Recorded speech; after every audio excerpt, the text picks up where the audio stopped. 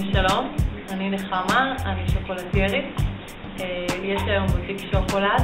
אני מעבירה בבוטיק שלי גם קורסים וסדנאות וגם מוכרת מוצרים לאירועים עסקיים.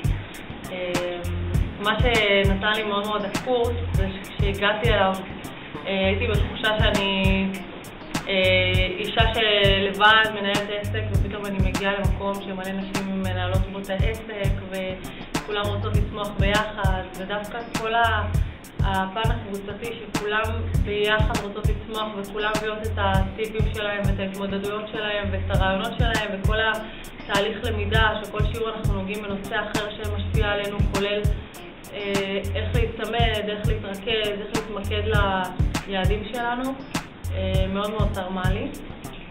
אני חושבת שכשהגעתי הייתי פחות ממוקדת ופחות ברורה עם כל היעדים, וכן נוטה קצת להתפזר, והיום אני הרבה יותר ממוקדת, יותר יודעת איך לכוון את עצמי.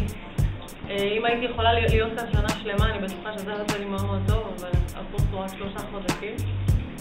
ואני מאוד מאוד מקווה שאני אקח איתי את כל החומר הזה ויצמד אליו ויקרא אותו שוב ושוב וימשיך לכוון אותו כל הזמן ליעדים ממוקדים ולהגיע להצלחה.